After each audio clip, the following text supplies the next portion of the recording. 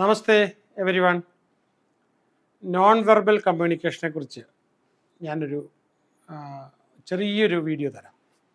ഇവിടെ നമുക്ക് ആക്ച്വലി നമ്മൾ സംസാരിക്കുമ്പം ഈ വാക്കുകളായിട്ട് വരുന്നത് അതതിൻ്റെ മീനിങ് എടുക്കുന്നത് ശരിക്കും പറഞ്ഞാൽ ഒരു 7% ഒക്കെ ഉള്ളൂ. 6 to 7, മാക്സിമം 8%. ഞാനിതെങ്ങനെ നിർത്തി ഇല്ലെങ്കിൽ ഈ ഇടയ്ക്ക് ഇതിൻ്റെ ശൈലി മാറ്റി പറയുന്ന ആ രീതിയാണ് നമുക്ക് 37% വരുന്നത്. 56% വരുന്നത് നമ്മൾ വിഷ്വലാണ്. അപ്പോൾ അവിടെ ഫേഷ്യൽ എക്സ്പ്രഷൻസ് വരും, ഇമോഷൻസ് വരും, അതുപോലെ തന്നെ നമുക്ക് ടച്ച് വരും.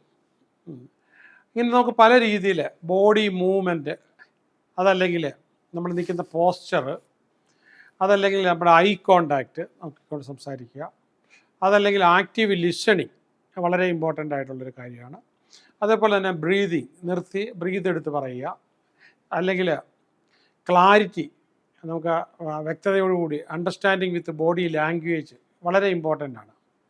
പിന്നെ ഇൻട്രഡ്യൂസ് വിത്ത് എ സ്മൈൽ നമ്മൾ പറയുമ്പോഴത്തേക്കും ഒരു സ്മൈലും കൂടെ ഉപയോഗിക്കും ചില സ്ഥലത്ത്. പിന്നെ നമുക്ക് അപ്രോച്ചബിൾ, പിന്നെ അവിടുത്തെ അറ്റ്മോസ്ഫിയർ, പിന്നെ നമുക്ക് ഓപ്പൺ മൈൻഡഡ് ആയിട്ടുള്ള ഒരു രീതി. പിന്നെ അതുപോലെ തന്നെ ചില ആൾക്കാർ എപ്പോഴും കീപ്പിംഗ് കാം, അപ്പോൾ ശാന്തിയോടുകൂടി ഇരിക്കുക, അല്ലെങ്കിൽ നമുക്ക് ലേണിംഗ് സ്ലൈഡ് ഫോർവേഡ്, അല്പം മുന്നോട്ട് താല്പര്യം കൂടുമ്പോഴത്തേക്കും വരും. ചില ആൾക്കാർ സംസാരിക്കുമ്പോൾ ഇങ്ങനെ മോണോട്ടോൺ ആയിരിക്കണം, അത് നമുക്ക് വിരസത വരും പെട്ടെന്ന്. ആ സമയത്ത് നമുക്ക് സംസാരിക്കുന്നത് ഉയർന്നും താന്നും ചില കാര്യങ്ങൾ പ്രത്യേകമായിട്ട് പിച്ചും ടോണും ഒക്കെ നമ്മൾ ഉപയോഗിച്ച് പറയുമ്പോഴത്തേക്കും നോഡ്, ഇത് നോഡാണ്, ഇത് നോഡാണ്, അപ്പോൾ നോയുണ്ട്, യെസ് ഉണ്ട്, ഓക്കെ. അതേപോലെ തന്നെ മറ്റുള്ളവരെ സംസാരിക്കുന്ന ആളിൻ്റെ ബോഡി ലാംഗ്വേജ്, ലിപ്സ് മൂവ് ചെയ്യുന്ന, കണ്ണ് മൂവ് ചെയ്യുന്നത്, പേയിങ് അറ്റൻഷൻ, ഇത് വളരെ ഇമ്പോർട്ടൻ്റ് ആണ്. ചോദ്യങ്ങൾ ചോദിക്കുന്നത്, ക്വസ്റ്റ്യൻസ് ചോദിക്കുന്നത്, ഇതെല്ലാം അതിനകത്ത് റെസ്പെക്റ്റ് കൊടുക്കുന്നത്, display respect through non verbal quiz, acknowledge ചെയ്യുന്നത്, ഹാൻഡ് ഷേക്ക്, നമുക്ക് ഗ്രിപ്പ് എങ്ങനെയാണ്, പ്രൊഫഷണലിസം, അപ്പോൾ അതുപോലെ തന്നെ ടോണ് സംസാരിക്കുന്നതിൻ്റെ, അതേപോലെ തന്നെ നമ്മൾ ബോഡി ലാംഗ്വേജ് ഉപയോഗിക്കുന്നത്. ആക്ച്വലി ഇത് നല്ലതുപോലെ പഠിക്കേണ്ട കാര്യങ്ങളാണ്. അതേപോലെ തന്നെ നമ്മുടെ വോയിസ് റേസ് ചെയ്യും, ഇത് ചെയ്തും എവിടെയാണ് നമ്മൾ കൊടുക്കേണ്ടത്. പിന്നെ വെയിറ്റ് ഫോർ ദ റെസ്പോൺസിന് വേണ്ടി നമ്മൾ വെയിറ്റ് ചെയ്യുക, അല്ലെങ്കിൽ നമ്മൾ ചിലയിടത്ത് നമ്മൾ സ്പോട്ട് ചെയ്ത് ഒരു സ്പേസ് കൊടുത്തുകൊണ്ട് നിൽക്കുക സ്റ്റാൻഡ് ചെയ്യുമ്പോൾ തന്നെ. പിന്നെ നമ്മൾ സംസാരിക്കുന്ന ആരാണ് അവരുടെ ബോഡി ലാംഗ്വേജ് ചിലപ്പോൾ നമ്മൾ മിറർ ചെയ്യും, അല്ലെങ്കിൽ അവരുടെ ലാംഗ്വേജ് മിറർ ചെയ്യും. ഇനി അങ്ങനെ നോൺ വെർബലിൻ്റെ ഒരുപാട് പ്രോക്സിമിക്സ് എന്ന് പറയും, അതിൻ്റെ കീനസ്തെറ്റിക്ക്, അപ്പോൾ ക്രോമനിക്സ്, ഇങ്ങനെ പല ഏരിയാസ് ഉണ്ട്. അപ്പം ഒരു നോൺ വെർബലിൽ വളരെ ഫ്ലുവൻ്റ് ആകുക വളരെ വളരെ വളരെ ഇമ്പോർട്ടൻ്റ് ആയിട്ട് ഉള്ളൊരു ഏരിയയാണ്. അപ്പോൾ ഫേഷ്യൽ എക്സ്പ്രഷനിൽ, ഐ കോണ്ടാക്റ്റിൽ, ജസ്റ്റേഴ്സ്, വോക്കൽ ടോണിൽ, ഇതിലെല്ലാം നമുക്ക് ഫ്ലുവൻ്റ് ആകാം. പോസ്ചർ നേരത്തെ പറഞ്ഞതാണ്, ജസ്റ്റേഴ്സ് ഭംഗികൾ നമ്മൾ കാണിക്കുന്നത്, പിന്നെ നമ്മളുടെ ടോണുകൾ, സ്റ്റോപ്പുകൾ, പോസസ്. അപ്പോൾ ഇതിന് ശരിക്കും പറഞ്ഞാൽ ഈ വാക്കുകൾക്ക് കള്ളം പറയാം, പക്ഷേ ഇത് കള്ളം പറയാൻ സാധ്യത വളരെ കുറവാണ്. അൺകോൺഷ്യസ് ആയിട്ട് നമ്മൾ പല കാര്യവും പറഞ്ഞു കളയും. അപ്പോൾ ചില അഡ്വാൻറ്റേജസും ചില ഡിസഡ്വാൻറ്റേജസും ഉണ്ട്. ഡിസഡ്വാൻറ്റേജ് എന്ന് വെച്ച് കഴിഞ്ഞാൽ ചില സ്ഥലങ്ങളിലും ചില രാജ്യത്തിൻ്റെയൊക്കെ അവരുടെ ഒരു സംസാര രീതി ചിലപ്പോൾ നമ്മൾ പ്രവൃത്തിയിൽ കാണും സംസാരിക്കുമ്പോൾ.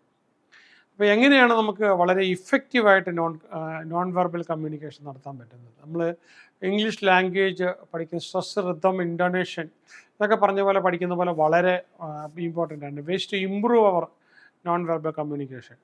അതിനകത്ത് നമുക്ക് ലിസണിങ് കൊടുക്കാം, സ്മൈല്, ഡിസ്ട്രാക്ഷൻസ് കഴിവതും ഒഴിവാക്കാം, ഐ കോണ്ടാക്റ്റിൽ തന്നെ നിന്ന് സംസാരിക്കാം, ജസ്റ്റേഴ്സ്, കണ്ണിൽ നോക്കുമ്പോൾ, അപ്പോൾ അതുപോലെ സ്പേസ്, ട്രസ്സും സംസാരിക്കുന്നുണ്ട്. ഇനി അതുപോലെ തന്നെ നമുക്ക് ഈ ഗുഡ് ഐ കോണ്ടാക്ട്സിന് തന്നെ ഒരുപാട് മാനറിസം ഉണ്ട്, പോസ്ചറിന് തന്നെ വളരെ മാനറിസം ഉണ്ട്. ഇപ്പോൾ സ്ട്രക്ചർ, നമ്മുടെ അവിടുത്തെ എൻവയറമെൻ്റൽ സ്ട്രക്ചർ കൊടുക്കുന്നത്. അപ്പോൾ അങ്ങനെ നമുക്ക് ഒരുപാട് കാര്യങ്ങൾ ഇതിനകത്ത് എടുക്കാം. ആസ്കിങ് ക്വസ്റ്റ്യൻസ് എടുക്കാം നമുക്ക്. അതുപോലെ തന്നെ പിന്നെ കൾച്ചറൽ ഡിഫറൻസസ് മനസ്സിലാക്കിക്കൊണ്ട് പറയുക. പിന്നെ നമ്മളുടെ പൊതുവെയുള്ള അപ്പിയറൻസ്, മുടിയും പീലികളും എല്ലാം വെച്ചുകൊണ്ട് അതിലൊക്കെ നമുക്ക് ചെയ്യാം. പിന്നെ ചില ആൾക്കാരെ സംബന്ധിച്ചുള്ള practice and observe non verbal messages അവർ കൊടുക്കുന്നത്. പിന്നെ അതേപോലെ തന്നെ നമുക്ക് അഡാപ്റ്റ് ടു സിറ്റുവേഷൻസ്, ആ സിറ്റുവേഷനിൽ അഡാപ്റ്റ് യുവർ നോളജ്. ഇപ്പം നമ്മൾ ഈ നോട്ടം, റെപ്പറ്റീഷൻ, കൈ പോകുന്നതൊക്കെ വെച്ച് നമ്മളെ അവർക്ക് ഇഷ്ടപ്പെട്ടോ എന്ന് നമുക്ക് പെട്ടെന്ന് മനസ്സിലാക്കാൻ പറ്റും. ഇപ്പോൾ ഈ മൈൻഡ് റീഡിങ്ങിനകത്തുള്ള ഐക്യവും ഒക്കെയുള്ള അതും ഇതുകൂടെ ചേർത്ത് വെച്ച് വായിക്കുന്നത് വളരെ നല്ലതായിരിക്കും. അതുപോലെ തന്നെ നമുക്ക് ഈ ഫേസ് റീഡിംഗ് എന്ന് പറയുന്നൊരു കലയുണ്ട്, വളരെ വളരെ ഇമ്പോർട്ടൻ്റ് ആണ്. ചൈനീസാണ് ഒറിജിൻ, ഒരു 2000 ഇയേഴ്സൊക്കെ അത് ഓൾഡാണ്. ചില കാര്യങ്ങൾ നമുക്ക് നമ്മളെ സംബന്ധിച്ചത് വളരെ കറക്റ്റാണ്. അപ്പം നമ്മൾ അതും പഠിക്കുന്ന, അതും മൈൻഡ് റീഡിങ്ങും ബോഡി ലാംഗ്വേജും നോൺ വെർബൽ കമ്മ്യൂണിക്കേഷനൊക്കെ ചെയ്യുകയാണെങ്കിൽ നമുക്കൊരു പുസ്തകം കാണുന്ന പോലെ, അല്ലെങ്കിൽ തുറന്ന് കാണുന്ന പോലെ നമുക്ക് ആളെ മനസ്സിലാക്കിക്കൊണ്ട് ഡിസ്ട്രാക്ഷനിൽ നിന്നെല്ലാം മാറി നിന്നുകൊണ്ട് നമുക്ക് വളരെ കൃത്യമായിട്ട് അവരുമായിട്ട് കമ്മ്യൂണിക്കേറ്റ് ചെയ്യാനായിട്ട് പറ്റും. അപ്പോൾ അവരുടെ നിൽപ്പ് എങ്ങനെയാണ്, അവരുടെ ഓരോ സാധനങ്ങൾ അവരുടെ അകലത്തിൽ എത്രയാണ്, നമ്മളുമായിട്ടുള്ള അകലം, അവരുടെ ഡ്രസ്സ് റൈറ്റ് മെത്തേഡിലാണോ, എല്ലാം ഒരുപാട് സ്വഭാവങ്ങൾ നമുക്ക് ഇതിൽ നിന്ന് മനസ്സിലാക്കാൻ പറ്റും. നീറ്റായിട്ടാണോ, അപ്പോൾ അതിനകത്തല്ല. അപ്പോൾ നമുക്ക് അവിടെയൊക്കെ ഇഫക്റ്റീവ് കമ്മ്യൂണിക്കേഷൻ ഒരുപാട് നമുക്ക് ഉപയോഗിക്കാനായിട്ട് നമുക്ക് കഴിയുന്നുണ്ട്. പല കാര്യങ്ങളും നമുക്ക്, അപ്പം ഇതെല്ലാം അറിയാവുന്നതുകൊണ്ട് നിങ്ങൾക്കൊരു ഗുണം, ഇതുവഴി നമുക്ക് we can create first impression, ഏറ്റവും നല്ല രീതിയിലുള്ളൊരു ഇംപ്രഷൻ ആദ്യമേ. You can not first impression after some time. ആദ്യം കാണുമ്പോൾ മാത്രമേ നമുക്കത് പറ്റത്തുള്ളൂ. അതെങ്ങനെയാണ് നമ്മളെ കൊണ്ട് പറ്റുക? അപ്പോൾ അതിനകത്ത് നമുക്ക് ഒരുപാട് ഒരു പഠനങ്ങളും അത് നമ്മൾ പ്രാക്ടീസ് ചെയ്യുന്നതും ഒരുപാട് നമ്മളെ സഹായിക്കും. അപ്പം നമ്മളും പ്രവർത്തിക്കുമ്പോഴത്തേക്കും ചില കൂസ് നമ്മുടെ ഭാഗമായിട്ട്, അപ്പം നെഗറ്റീവായിട്ടുള്ള ചില സംഭവങ്ങൾ വരും. അത് നമുക്കിപ്പോൾ ഞാനിങ്ങനെ നിൽക്കുന്ന ഈ ഒരു സൈഡിൽ വെയിറ്റ് കൊടുത്ത് നിൽക്കുന്നത് ഒരു ഓക്വേഡാണ്. ഒരു സൈഡിലേക്ക് കൂടെ വെയിറ്റ് മാറിക്കൊണ്ടിരിക്കുക, ഇടയ്ക്ക് സംസാരിക്കാൻ ഡിസ്ട്രാക്ഷനിലേക്ക് അവിടെ ഇവിടെ നോക്കുക, ഇങ്ങനെയുള്ള കാര്യങ്ങളൊക്കെ നമുക്ക് ഒരുപാട് കൺട്രോൾ ചെയ്യാൻ പറ്റും. എപ്പോഴും ഇങ്ങനെ നിൽക്കുമ്പോൾ നമ്മൾ ഷോൾഡറിൻ്റെ അകലത്തിൽ ചവിട്ടി വളരെ ഫേമായിട്ട് ഗ്രൗണ്ട് ചെയ്ത് നിൽക്കുക എന്നുള്ളതാണ്. ഓക്കെ, അപ്പോൾ അത് നമുക്കൊരു ടെറിട്ടറി സൃഷ്ടിച്ചുകൊണ്ടാണ് നമ്മൾ നിൽക്കുന്നത്. അപ്പോൾ നമ്മുടെ ആ വിശ്വാസവും നിൽപ്പുകളൊക്കെ കണ്ടു കഴിഞ്ഞാൽ മറ്റുള്ളവർക്കൊരു ചാലഞ്ചായിട്ട് തോന്നുന്ന രീതി നിൽക്കണോ, ഹ്യൂമിലിറ്റിയോട് കൂടി നിൽക്കണം. നമുക്ക് എന്ത് വേണമെങ്കിലും അവിടെ നമുക്കിത് ചെയ്യാനായിട്ട് പറ്റും. അപ്പോൾ ഏറ്റവും നല്ല പോസ്റ്റേഴ്സ് എനിക്ക് തോന്നുന്നത് ഇതിനകത്ത് നമുക്ക് യൂട്യൂബിൽ ഒരുപാട് കിട്ടാറുണ്ട്. അതുപോലെ തന്നെ നമ്മുടെ NLP സെയിൽസ് മാസ്റ്ററിക്കകത്ത് ഇത് ഒരുപാട് പഠിക്കാനുണ്ട്. വളരെ ഈവൻ ഡ്രസ്സിനെ കുറിച്ചും ഇമേജ് മാനേജ്മെൻറ്റിനെ കുറിച്ചും ഈവൻ കളറിങ്ങിനെ കുറിച്ചും ഒക്കെ നമുക്ക് പഠിക്കേണ്ടതുണ്ട്. അപ്പോൾ അങ്ങനെ നമുക്ക് പല കാര്യങ്ങളും ഇൻ്റഗ്രേറ്റ് ചെയ്ത് കഴിയുമ്പോൾ ഓവറോൾ നമ്മുടെ ഇത് ഒത്തിരി മാറും. അപ്പോൾ നമുക്ക് നമ്മളെ ഒരുപാട് റിഫൈൻ ചെയ്യാനായിട്ട് പറ്റും. അപ്പോൾ നമുക്കിത് അറിയാവുന്ന കൊണ്ട് തന്നെ നമ്മൾ ശൈലി അങ്ങോട്ട് സ്വീകരിച്ച് കഴിഞ്ഞാൽ, ഫോർമൽ ശൈലി സ്വീകരിച്ച് കഴിഞ്ഞാൽ നമുക്ക് ഈ ബോഡി ലാംഗ്വേജിനകത്തുള്ള മിസ്റ്റേക്സ്, ഗ്രാമർ മിസ്റ്റേക്ക് പോലെ തന്നെ ഈ ബോഡി ലാംഗ്വേജിനകത്ത് നമുക്ക് മിസ്റ്റേക്ക് വരാം. ആ മിസ്റ്റേക്ക് നമുക്ക് കറക്റ്റ് ചെയ്യാം.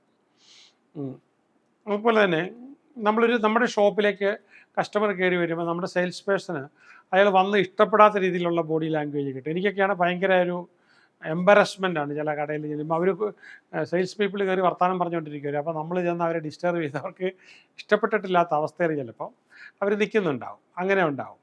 അപ്പോൾ ഇതിന് നമുക്ക് എങ്ങനെയാണ് പ്രോആക്റ്റീവായിട്ട് യൂസ് ചെയ്യുന്നത്, അവരെ മൈൻഡ് റീഡ് ചെയ്തുകൊണ്ട് നമുക്ക് യൂസ് ചെയ്യുന്നത്, അങ്ങനെയാണ് കമ്മ്യൂണിക്കേഷൻ നമുക്ക് ഒരു അഡീഷണൽ ബോണസായിട്ട് നമുക്കിതിനെ എങ്ങനെ ഉപയോഗിക്കാം, ലീഡർഷിപ്പിൽ ഉപയോഗിക്കാം, എങ്ങനെ ഉപയോഗിക്കാം, ക്രൈസിസിൽ എങ്ങനെ ഉപയോഗിക്കാം. അപ്പോൾ ഈ പറഞ്ഞു വരുന്നത് കള്ളമുണ്ടോ സത്യമുണ്ടോ, എത്രമാത്രം ട്രസ്റ്റ് ചെയ്യാം, ഈ കാര്യങ്ങളൊക്കെ നമുക്ക് ഈ ബോഡി ലാംഗ്വേജിൽ നമുക്ക് എടുക്കാം. അപ്പോൾ ഈ ബോഡി ലാംഗ്വേജ് എന്ന് പറയുന്നത് ബോഡി ലാംഗ്വേജ് മാത്രമല്ല, body language, non verbal communication, അതിനകത്ത് നമ്മൾ നിർത്തി പറയുന്നത്, പോസസ്, നീട്ടുന്നത്, സൗണ്ട്, എല്ലാ സാധനവും ഇൻ്റർനേഷൻ മൊത്തം അതിനകത്ത് നമുക്കെടുക്കാം. ഇൻഫ്ലക്ച്വേഷൻസ് ഒക്കെ എടുക്കുന്ന എല്ലാം നമുക്ക് അതിനകത്ത് എടുക്കാം. അപ്പോൾ അങ്ങനെ നമ്മൾ ഉപയോഗിക്കുമ്പോഴത്തേക്കും ഒരാളുടെ ഭാഷ മനസ്സിലാക്കിയാൽ അയാൾ ഏത് നാട്ടിൽ നിന്നെന്ന് അറിയാമെന്നാണ് പറയുന്നത്.